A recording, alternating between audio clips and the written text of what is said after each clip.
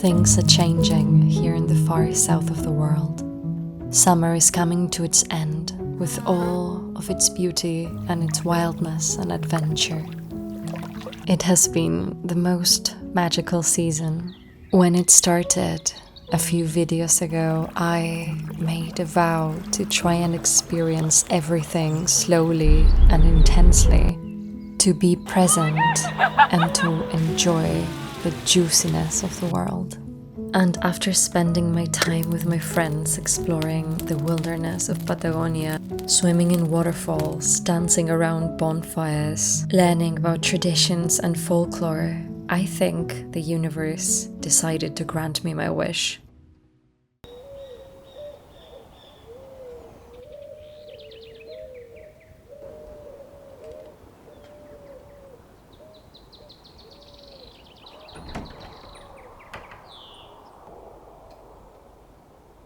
In the next few days, I'm going to be saying goodbye to the place that I love the most.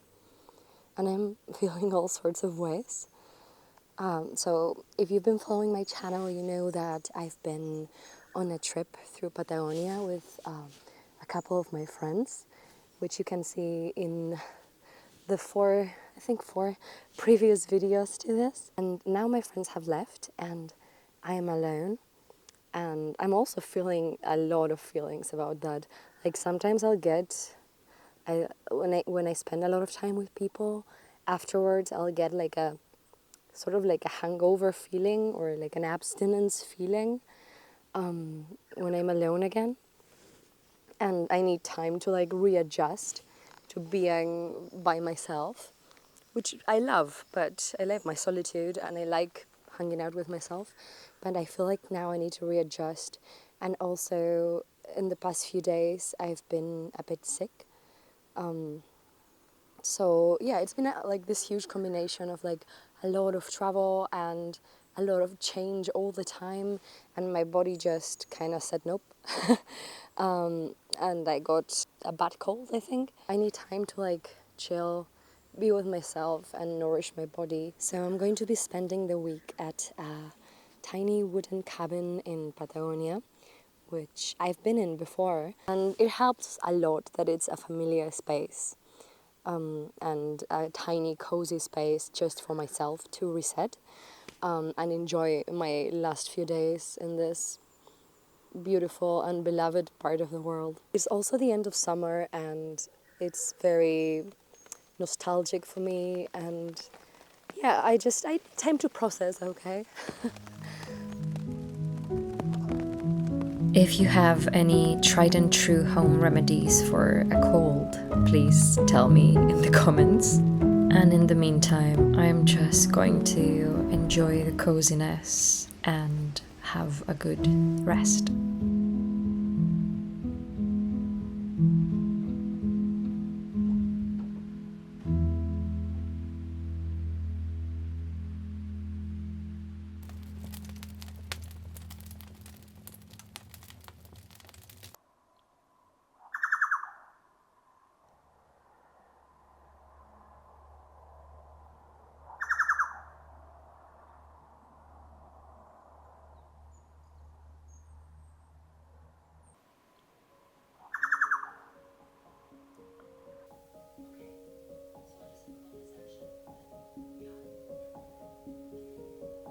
Like I said, I am very much an introvert and prefer to spend most of my time alone or with one person tops.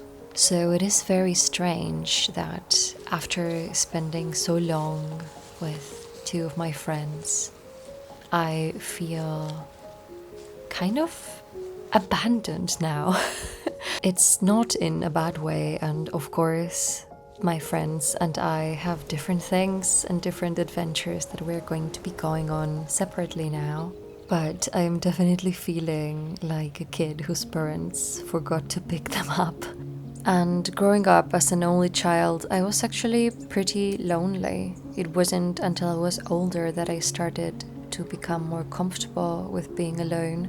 But even though I am deeply feeling their absence right now, I also think that it is good that I am spending a few days by myself to settle my mind and rest my body and come back to myself after so much outwards movement and expansion.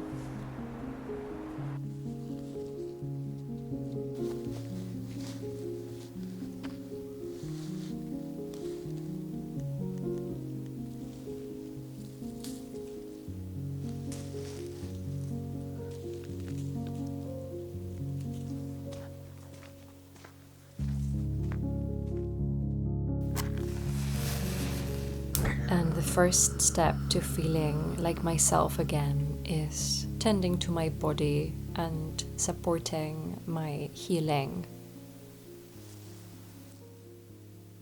I went foraging for berries, rosehips, and pine needles, which are all ingredients known in herbalism for supporting the immune system and helping the body come out of a cold.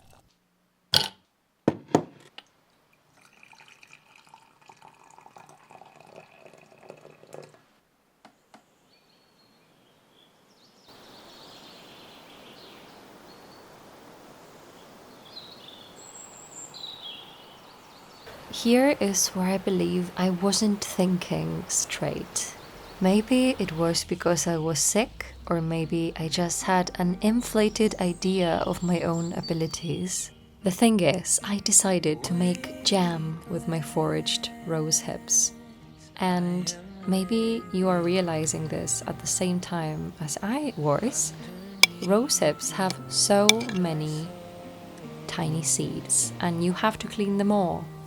And they are also quite prickly and uncomfortable to process.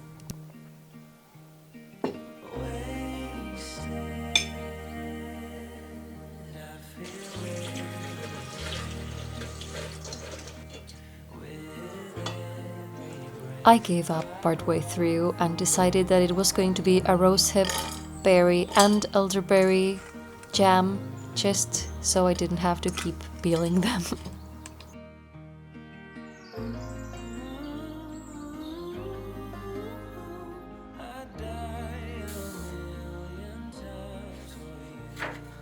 I wonder if I'm going to finish this book tonight.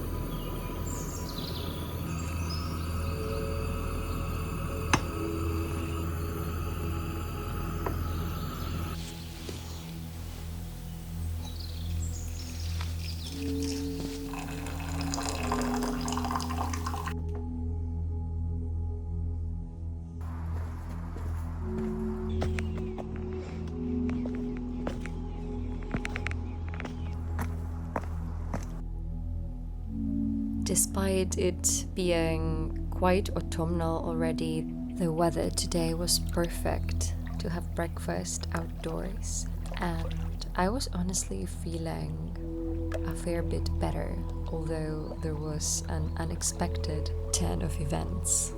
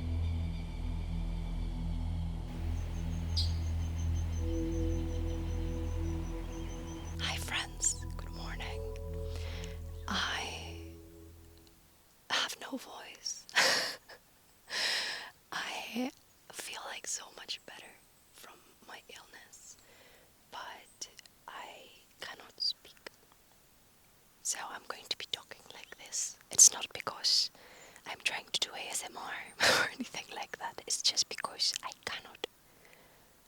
don't have a voice.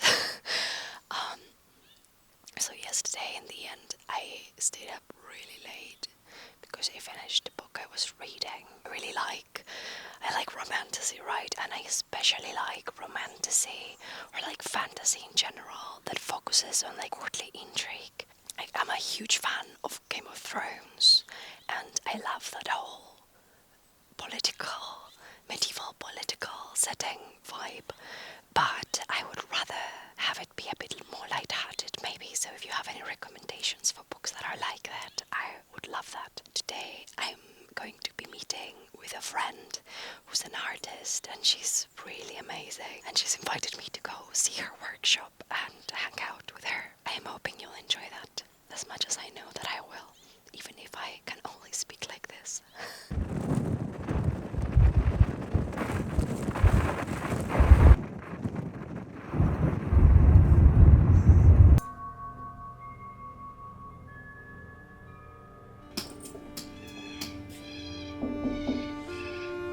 My friend Maria is a painter who specializes in spiritual and sacred art, which I know are topics that a lot of you, my friends, are also interested in. We originally connected over our love for the Pre-Raphaelite movement and, of course, all things fairy and magical. Maria's studio is very much like a sacred temple, and she is the priestess that is channeling all this beautiful art. Visiting also inspired me a lot because I love painting myself, so that's very much something I am looking forward to when I return to my cottage, focusing on my painting. And I'm going to tell you a secret. This actually feels a bit scary to say out loud because it is one of my greatest dreams in life. I would like to one day have a painting studio of my own. A space where all of my art can exist and develop with no outside pressure. I wonder if you too maybe have a big dream that is a bit scary to say out loud.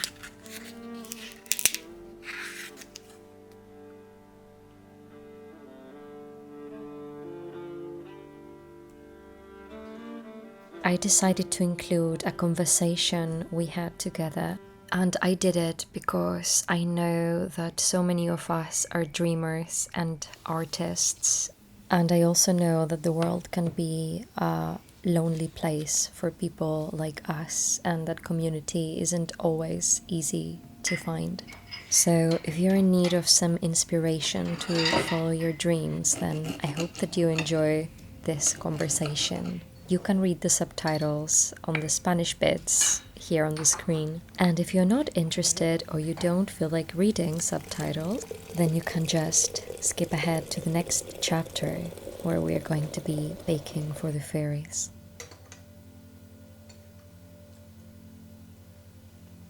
Talk like this because I have no voice. When or how did you know that you wanted to be an artist? Yo desde chica era, siempre digo, la que dibuja bien. Era muy fuerte para mí lo que sentía cuando dibujaba. Me sigue pasando, después de muchos años, una sensación de mucho poder, de ser de verdad, de ser quien soy de verdad.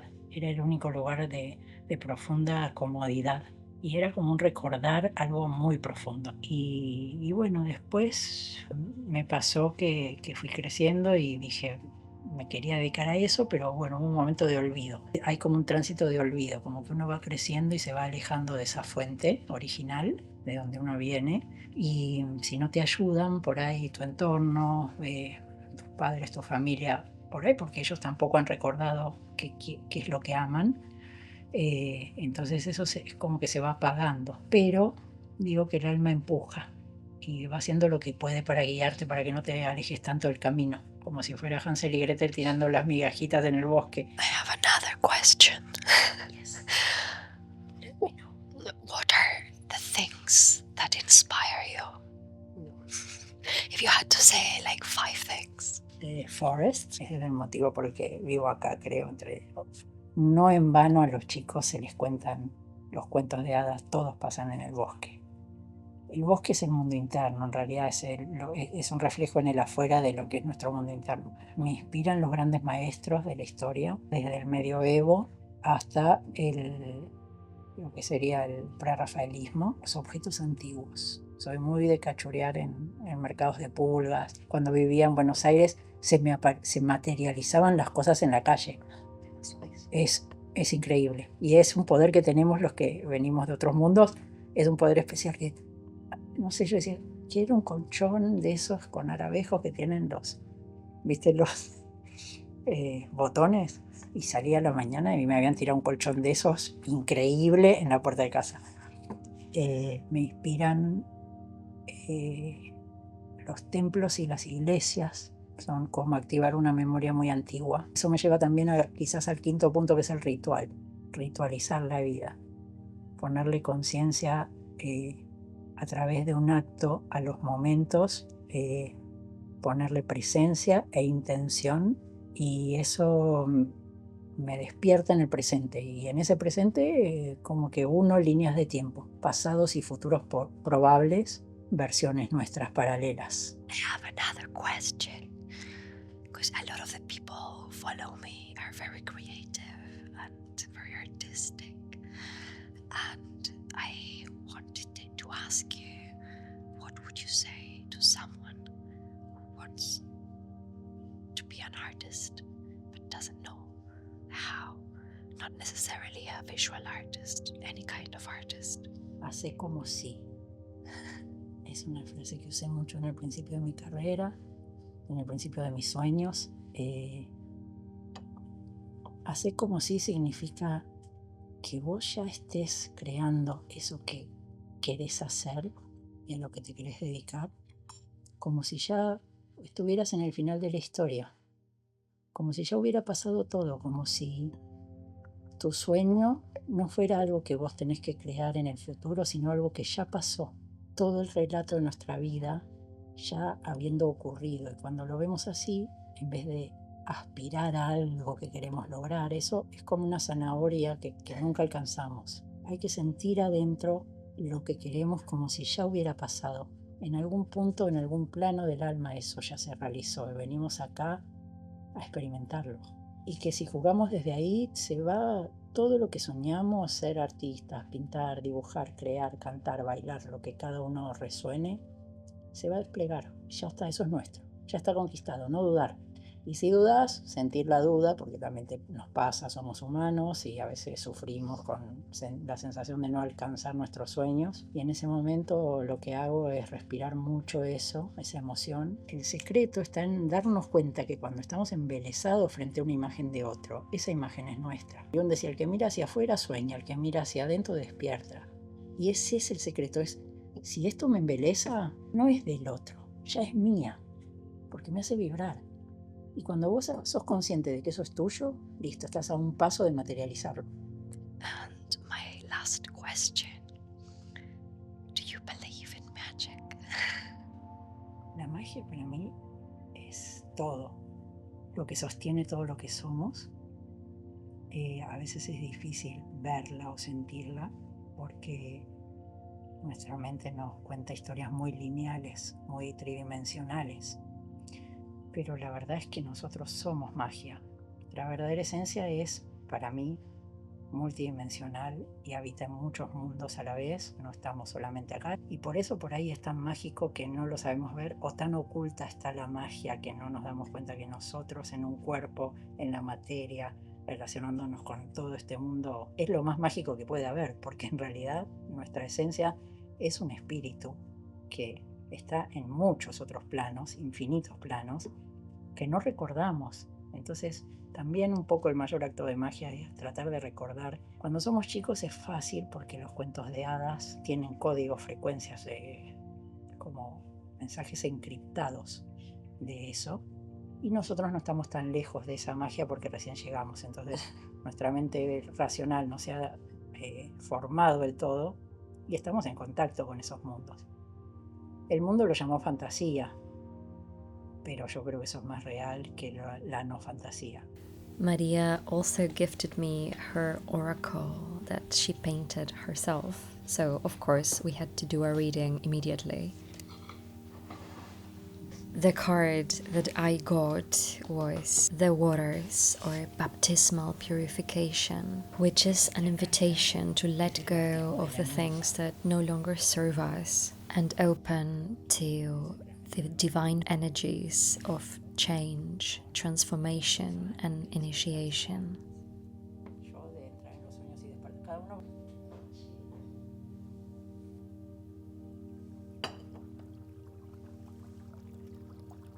After drawing that card, I simply couldn't leave Patagonia without visiting my most favorite place in the world. This beautiful river who always holds me, takes away what I give it, and returns magic.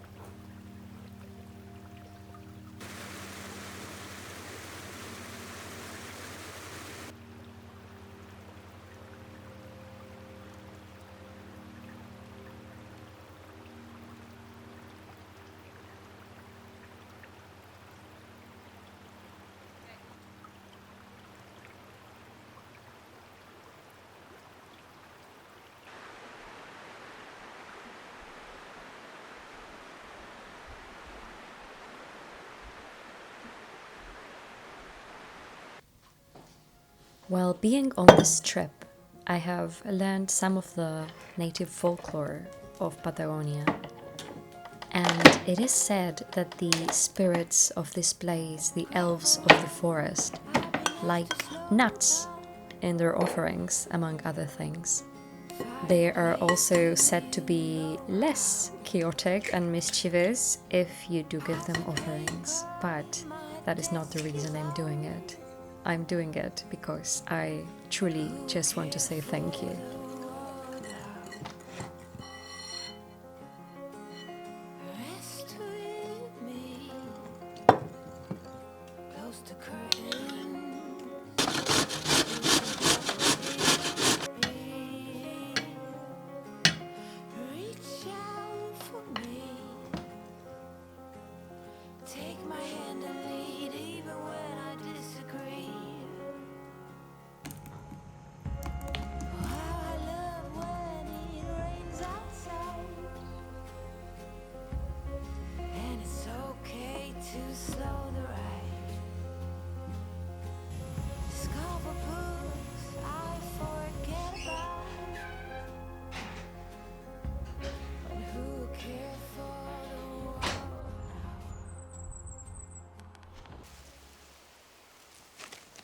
This cake turned out so good, so dense and comforting. I'm going to leave the recipe in the description of the video in case you want to make it for yourself. Tastes like coziness and comfort, perfect for this turning of the season, which you can already see everywhere. It's raining. Alas, it is not going to last because I'm leaving Patagonia tomorrow. This is the end of my month-long trips and the end of a summer that I spent traveling mostly in Patagonia as well. And now I'm going back to where I live more permanently, which is near Buenos Aires, back to the cottage. And I am sad that I'm leaving because here is so beautiful, like in every season. But I am also happy that I am leaving because I just miss being home. I feel like I've been rolling around for a long time and I am craving some stability. I need some stillness in my life right now. I'm going to be resting and nourishing my soul and my body and healing and creating art and seeing friends and doing everything that I kind of postponed for the sake of exploring this season. For me, summer is like so expansive and autumn feels like going back in and like spiraling into my spirit and being cozy and listening to my feelings. But still, when I go back to Buenos Aires, it's still gonna be summer there. It's still a month longer until we get autumn at that latitude. Now I'm ready to huddle down and spend some time at home with myself and my loved ones and read some books.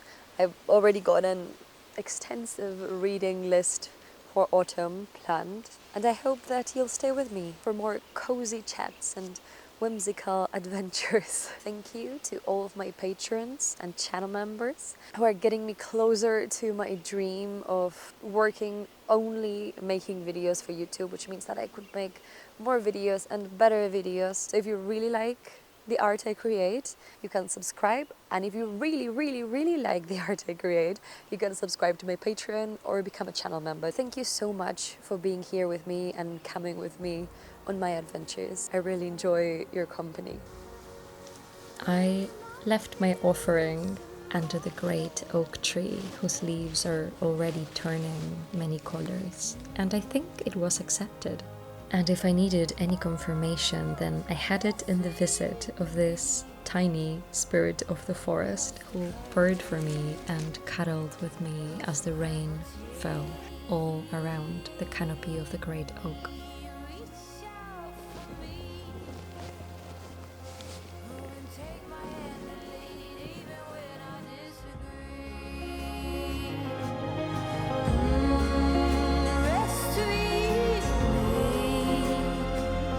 Close the curtain, brew some herbal tea,